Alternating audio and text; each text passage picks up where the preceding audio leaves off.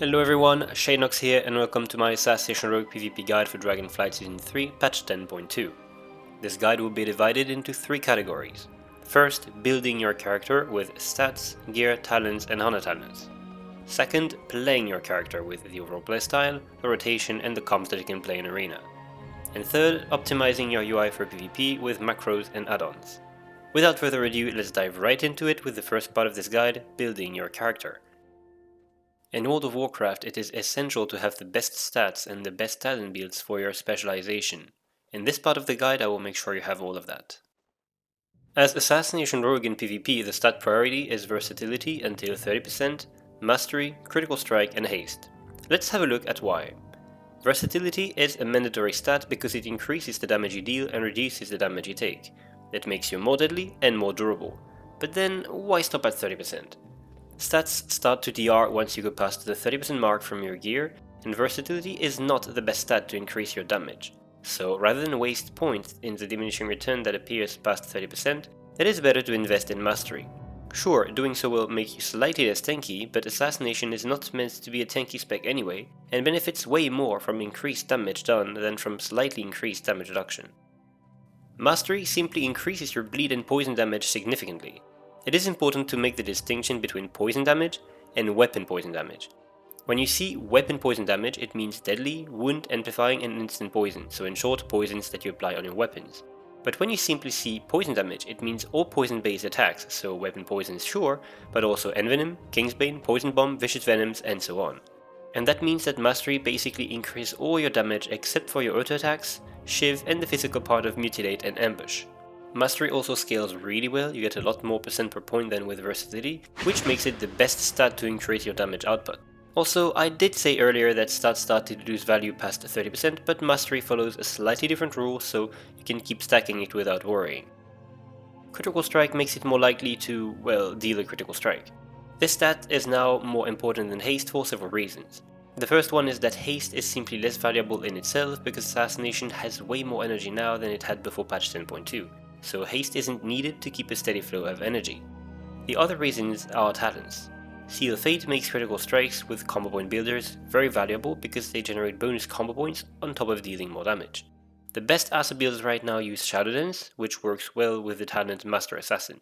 Because of that, the talent Lethality is very valuable for extra damage during your burst, which makes critical strike an overall better stat in order to generate more combo points and deal more damage. Even if you pick versatility and mastery on most of your gear, you should still be able to reach about 25% critical strike with a few items that have some, and that you will be forced to use. And 25% is a good value to be at. With Deadly Precision and Master Assassin, you will crit quite a bit. Haste increases your dot damage and your energy regeneration. It makes your dots tick faster, which is why it makes them deal more damage, and because they tick faster, you get more energy back through the talent Venomous Wounds, which is why it increases your energy regeneration significantly. However, with the rework, Assassination is not really lacking energy unless you are only applying your dots to one target at all times, which would be a mistake anyway, and so it has become the least desirable stat, but it still remains a good stat. There is one build that still prioritizes haste over critical strike as the third stat, but more on that in the talent section. All of that leads us to the very simple question, what is the best gear? Well, while we cannot have full gear at the moment I'm making this video, I do have an ideal gear list that you should work towards. Let's keep a few things in mind. You want as many versatility mastery items as possible. You want the 2-part set bonus, and you want 2 embellishments. The 2-part set bonus you get with gloves and shoulders because they have the best stats. Regarding embellishments, I recommend the agility proc on boots, so you have to craft in Furious Foot Wraps of Indemnity, and Verdant Conduit, which can be crafted on a headpiece with the free PvP upgrade token that you got at the start of the season. Now you can fill in all the remaining slots with versatility mastery items from the PvP vendor. To optimize your stats, I recommend crafting the necklace and both rings rather than buying the PvP ones. You get a lot more mastery that way and get rid of excess versatility. The Conquest vendor does not sell any item with mastery versatility for the wrist and waist slots, so you will use the World PvP items. Your weapons will have to be the crit versa ones from the Conquest vendor because there is not much choice. Your offensive trinket should be badge, as it synergizes really well with Shadow Lens and Kingsbane. One of your gems should be Skillful Illimited Diamond, and all the remaining ones should be Zen and Netherite. As for enchants, you want Homebound Speed for your cloak, Waking Stats for your chest, Devotion of Speed for your wrists, Shadowed Belt Clasp for your belt, Fierce Armor Kit for your legs, Planesrunner's Breeze for your feet, Devotion of Mastery for your rings, and Sophic Devotion for your weapons. And with that, your character should be all set. Time to have a look at talents and honor talents. I will show you 3 different builds. The first one features as many single target damage talents as possible for more kill potential on setups.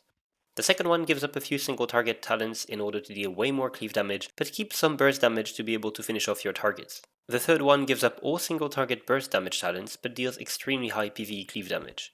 I am mostly playing the second build myself as it features a lot of cleave, which is what Assassination is the best at, but still has talents to quickly burst someone down like a true rogue. All of the builds are linked in the description.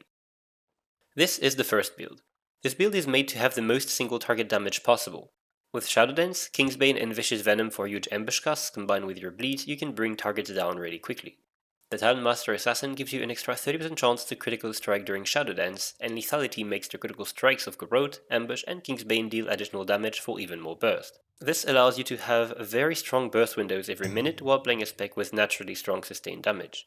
Talents such as Blindside paired with Vicious Venom allow you to have good single target damage in between your goes. Mutilate by itself is rather insignificant, but buffed by Vicious Venom and with the possibility to proc Ambush, it becomes rather decent. You only want to play this build to focus on single target damage. If you want better cleave, then you will need to play other builds.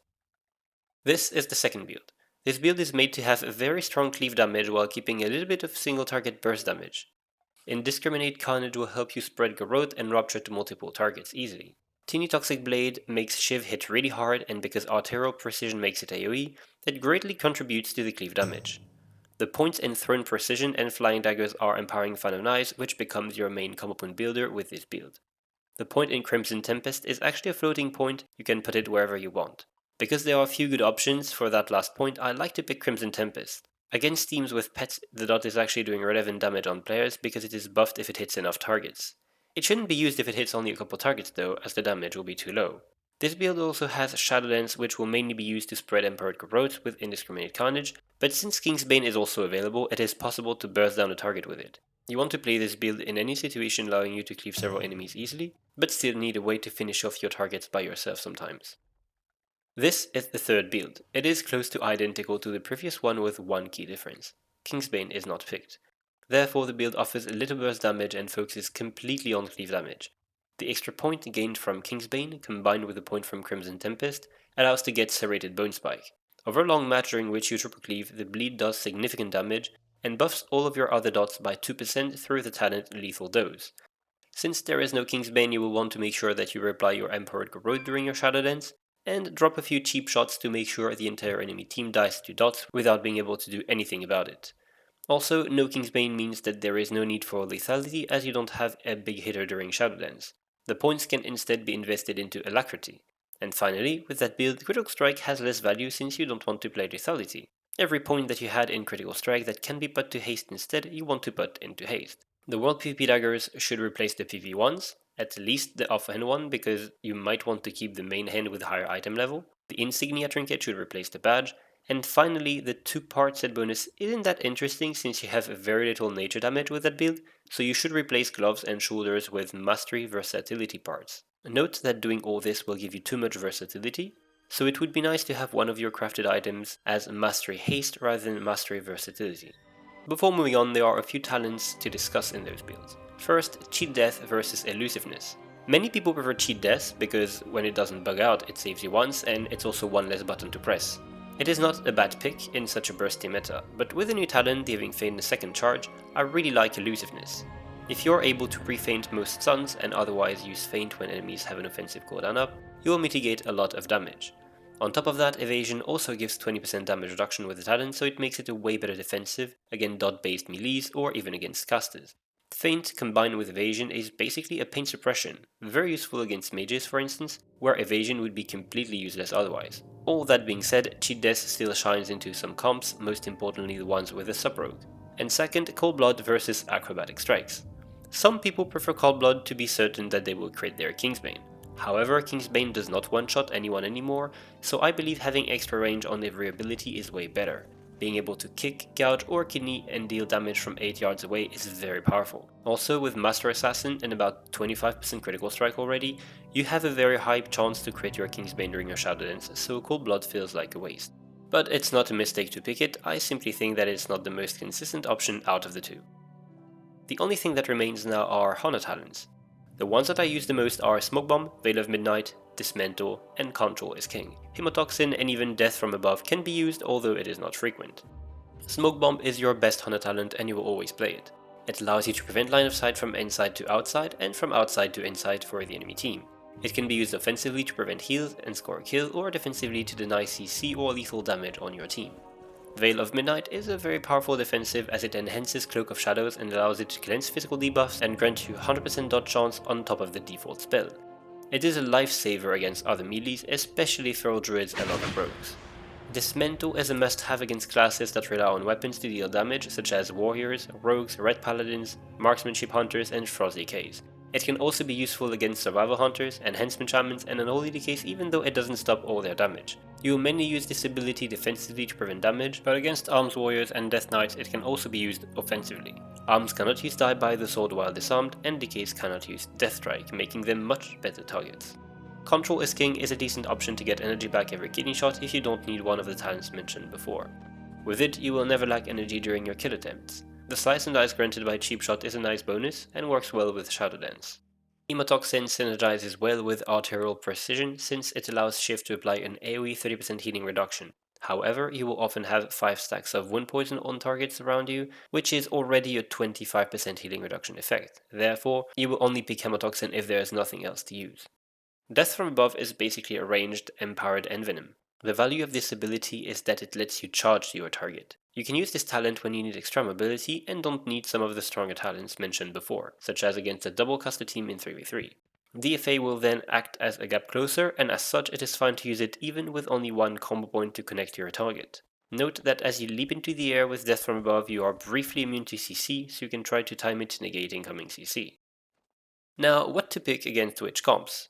If you are facing a comp with at least one melee that is susceptible to being disarmed, you will run Smoke Bomb, Veil of Midnight, and Dismantle. If you face two melees not susceptible to being disarmed, such as Furwin Walker, or only one of these plus a caster, you will run Smoke Bomb, Veil of Midnight, and Control is King. You can opt for DFA instead of Control is King if you might need extra mobility, like if you face Frostmage, Windwalker, Resto Druid. And last, if you are facing a caster comp, you will run Smoke Bomb, Hemotoxin, and Control is King, and once again, with DFA being an option instead of Hemotoxin should you require more mobility. The only exception is Demonology. Against Demonology you will have to keep Veil of Midnight because their pets deal a lot of physical damage that you can dodge. Now let's move on to the second part of this guide, playing your character. The next step towards success in PvP, after having the correct gear and talents, is to play your character properly and pick the best comps. That's what I will cover in this part of the guide. As an Assassination Rogue, your role is to help land CC on the enemy team, because you're a rogue, and deal maximum damage on the enemy team, because Assassination shines the most when it cleaves multiple targets with bleeds and poisons. Regarding CC, the Rogue CC toolkit will be very useful to control the enemy team while stunning your kill target, and that's how you land kills as Rogue. When you initiate a CC chain, you want to make sure that either you or your team can follow up with more CC. For instance, if you use Blind, you either know that your team can land a polymorph after it, for example, or you use Gouge yourself. Randomly using CC abilities one by one is a mistake that you should avoid. Regarding damage, you want to make sure that you maintain your bleeds not only on your kill target, but on at least one other target. The more targets, the better.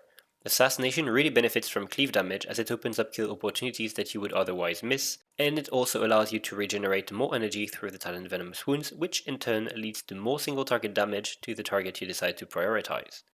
Now that you know what to do, let's see how to do it with the rotation. There are three important aspects of the rotation as Assassination Rogue: the opener, the burst damage, and the sustain damage. We'll go over each of them. The opener is a very important part of the game for rogues because that's when you can sap a target. In the opener, you want to secure CC on the enemy you are not attacking, usually the healer, and then immediately pressure your kill target. Depending on the situation, you may or may not want to use burst cooldowns in the opener. I'll show you different openers. The most simple way to open is to sap the enemy healer and immediately go for your kill target with a cheap shot. You will follow this with Growth, Shiv, Rupture, and then spam Mutilate until you have enough combo points to use Envenom. This is a very simple opener that allows you to immediately send damage to one target. Note that if your target is a caster, you can start with 2 Garrotes into a kidney shot to have a longer stun and less dot globals inside of it. Then you will use Shiv, Mutilate until 4 or 5 combo points, Rupture, and then spam Mutilate to build combo points and Envenom to spend them.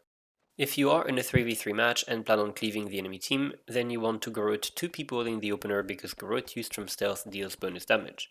In that case, you want to sap a target, cheap shot the target that isn't your primary kill target followed by a garrote, then garrote your main target into a kidney shot. You will then follow this with a shiv, generate combo points to use rupture, and proceed with mutilates and envenoms. You might even want to make sure that your secondary target gets a rupture too before using envenom. If you want a more bursty opener, then you have to commit your shadow dance. In that case, you want to sap the healer, then chip shot your kill target. When your next global is ready, use Shadow Dance, your unused trinket, and a charge of Thistle Tea. Then use Garrote, Rupture, Shiv, Cheap Shot, Kingsbane, Cheap Shot, and Venom. If you play a build with Vicious Venoms, you can delay Rupture until after your burst to sneak in an ambush, as it can crit up to 110k. In that case, you will sap, Cheap Shot, Garrote, Dance, unused trinket, and Thistle Tea, Shiv, Envenom, Cheap Shot, Ambush, Cheap Shot, Kingsbane, and Venom. You always want to use Kingsbane rather late in your burst, as long as it is still in your Shadow Dance, because if your target falls below 35% before you use it, it gets buffed by 30% by the talent Zoldyck Receipt. When that happens, it is almost always a guaranteed kill, because it will either kill your target outright, or put it in the execute range of sudden demise. All of these openers assume that the enemy team isn't in combat. When the enemy team is in combat, which prevents your sap, you have two options. The first one is to just open without a sap and garrote the entire enemy team to have good cleave damage right from the start. The second one is to blind to replace sap and proceed with a normal opener. Your team has to follow up with another CC, or you can use gouge yourself. It is okay to be able to sap as Assassination because you are at your best when the entire enemy team has your bleeds up, so starting the game with a triple garrote is quite acceptable. The burst rotation is important because it is usually what lends kills in arena.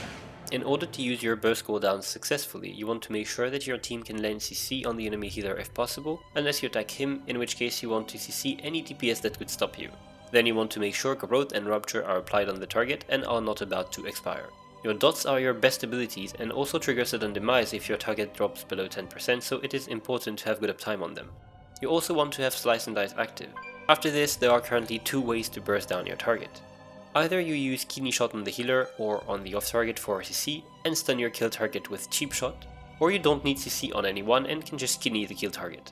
If you decide to kidney someone else, then you will do so, then use Shadow Dance, unused trinket and Thistle Tea into a Cheap Shot on your kill target, followed by Deathmark, Shiv, Kingsbane, Cheap Shot, Ambush, and Venom. If you decide to kidney the kill target, then you will use Kidney, followed by Deathmark, Shiv, Shadow Dance, unused trinket, Thistle Tea, Kingsbane, Ambush, Cheap Shot, and Venom, Cheap Shot, Garrote. Note that this rotation may change depending on your luck. If you crit all your combo point builders, then you will get to 4 combo points when you are supposed to use Ambush. When that's the case, simply skip Ambush and use Envenom. If Deathmark is on cooldown, or if you do not want to use it, but Shadow Dance and Kingsbane are available, you can simply perform the same rotations, but without Deathmark, and offset all the offensive globals by 1, and leave the stuns where they are. All of that is very theoretical though, because in practice, you may be required to use a few globals to CC other targets during your Shadow Dance, since it lets you access Garrote and Cheap Shot. In that case, just do your best to keep enemies in CC, and land your Kingsbane during your Shadow Dance with a Shiv active on the target. Your dots and your team will do the rest. Also, note that if you realize you are not going to land the kill, you should simply drop the burst rotation while Shadow Dance is active, and reapply your empowered Garrote to your main target as well as your secondary targets. It is your best source of damage, so having a high uptime on it is very important. The sustained damage is rather important as Assassination because the spec has high sustained damage, and this is how you generate the pressure that will make your kill attempts lethal. Your sustained damage rotation is more of a priority list than an actual rotation. First, you want to make sure that your bleeds are on your main target, so you want to use Rupture with 4 combo points or more if it is about to fade, and then use Garrote if it is about to fade. Then, you want to make sure Slice and Dice is up. Use it with about 3 combo points if you do not have it up, or use Envenom if you already have Slice and Dice up and it is about to expire because the talent Cut to the Chase will refresh it. Next on the priority list is applying Garrote and Rupture to secondary targets. This will increase your overall damage, create swap opportunities, and generate more energy thanks to the talent Venomous Wounds. If all of that is already done, then you want to spend your combo points on Envenom or Crimson Tempest if you play it and there are enough targets packed together. And last on the list is the use of Mutilate or Fan of Knives to build combo points. Now let's move on to arena comps. Playing a good comp is the first step of being successful in arena. When it comes to 2v2, Assassination is best played with a healer. In the current 2v2 meta, the best healers you can play with are Restoration Druid and Discipline Priest. Other healers work too, but not as well. Playing with a Discipline Priest is the most aggressive version of the comp because Discipline can deal really high damage while healing. Your goal will be to deal overwhelming damage to the enemy team in the first minutes and kill them quickly. Playing with the Restoration Druid is the dampening version of the comp. Druids have amazing healing late in dampening and can stall the game with Cyclone. That allows you to simply outlive the opponent and either run them out of mana or outright kill them when dampening is too high for them to heal your damage. When it comes to 3v3, Assassination Rogues have several viable compositions. You can of course play with a Mage, and either a Disciplined Priest or a Holy Paladin. When playing Rogue Mage Healer, you want to deal high damage to one target with CC on the others. If you rotate your offensive cooldowns and CC properly, you will eventually catch the enemy team without a defensive or a trinket and close the game. You can also play with a Shadow Priest and either a Restoration Shaman or a Holy Paladin. When playing Asa Shadow Healer, you want to have strong sustained damage on the entire enemy team to keep them under pressure the entire match. That will allow you to threaten all enemies at all times and then close the game with a long CC chains on the healer with a stun, a silence, a fear or a blind, and a repentance or a hex. Finally, you can play with either a Destruction or an Affliction Warlock and a Holy Paladin. If you have a Destruction Warlock, then you will focus mostly on high single target damage or a cleave on both DPS only, while trying to CC the healer with Hammer of Justice, Repentance, and Fear. If you have an Affliction Warlock, then you will maximize your cleave damage on all targets to kill the entire enemy team at the same time, and win with well-timed CC on their healer when the whole enemy team is dying. More often than not, you will actually kill the healer. There are other comps than the ones I mentioned here, of course, but these are the best ones for the moment. Now let's move on to the third part of this guide, optimizing your UI for PvP. In order to be a successful rogue in PvP, you will need some macros, mostly for your CC abilities. Also, the default UI provided by the game lacks way too much information. A few add-ons are mandatory if you really want to play quality games. That's what we're going to have a look at in this section of the guide. Macros are very important in PvP. They can allow you to use spells on players without targeting them, or to use several spells at once, among other things. Macros will increase your efficiency and allow you to focus on what is happening around you more by making some actions much more simple. All the macros that I am about to talk about will be linked in the description. The most important kind of macros are macros to CC targets without targeting them. As rogue, you will often have to use several globals of CC in a row on different targets. You would lose too much time if you had to swap target every time for it, and that's why you want to use macros. You want macros with Sap, Gouge, Blind, Kidney Shot, Cheap Shot, Garrote, Kick, Shadow Step, and Poison Knife. There are two ways people usually go about this.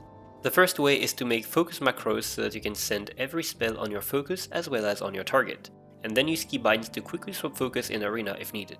This is what I personally do for most of my spells. You can write a simple macro that only ever uses Cheap Shot on your focus target, or a modifier macro that uses Cheap Shot on your target if you press your ability, but if you press the modifier plus the ability, then it uses Cheap Shot on your focus target. The second way is to make macros that will target a specific enemy no matter what. This is what I use for Sap, for instance. This macro will always attempt to Sap Arena 1 and no one else. Because rogues have many CC abilities, I do not recommend trying to put every CC spell you have on Arena 1, Arena 2 and Arena 3 as well as your target. It ends up being too many buttons for very little. It is important with Sap to Sap Stealthers out of stealth, and it is also very useful with Kick, but for the rest of your spells you can simply use focus macros to have less keybinds. Now, a few useful macros. This one is to get enemy stealthers without specifying Arena 1, 2 or 3. A Shadow Step Sap macro to be able to quickly sap Demon Hunters who have their True Sight activated, a Shadow Step Kick macro so that you can kick an enemy from range without having to press two different buttons, you do have to press it twice though, and a Shadow Step Focus Kick macro for the same reason that you also have to press twice.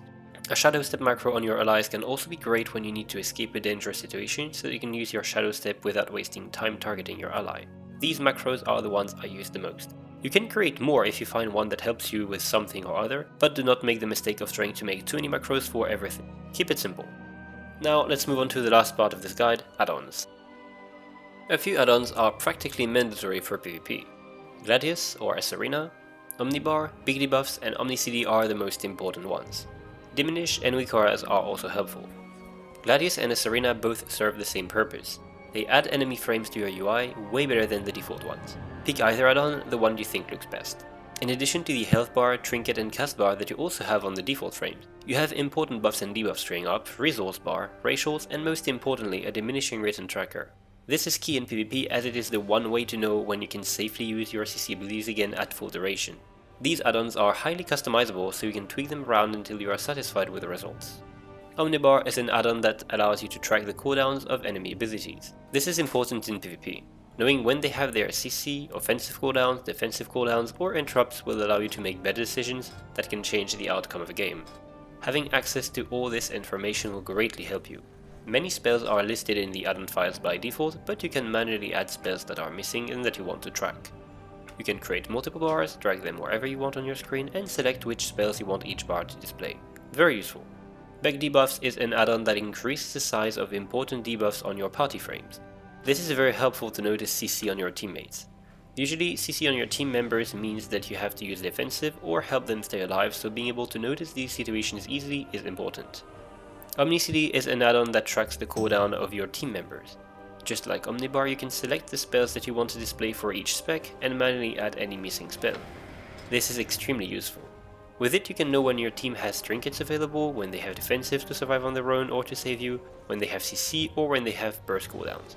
This allows you to make better decisions and play as a team without having to ask your teammates about their cooldowns every second. Diminish is an add-on that shows you the diminishing returns on any target you want.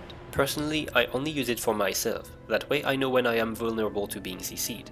It can be very useful against classes like Rogue. Pressing evasion right as you come off stun DR may allow you to dodge a kidney shot. Also, knowing when you are on stun DR allows you to know when it is safe for you to play aggressively, or when it is time for you to retreat or at least play carefully. The add-on can also be used to see the same thing on your team members. It is nice information, but I don't actually end up doing much with it as Rogue, so I simply disabled it. You can activate it if you wish. And that will be all for this guide. If you have any questions, feel free to ask in the comments, I will do my best to answer. If you want to see Assassination Rogue arena footage, I regularly upload some on my channel, usually from high rating. Have a good day and see you in my next video.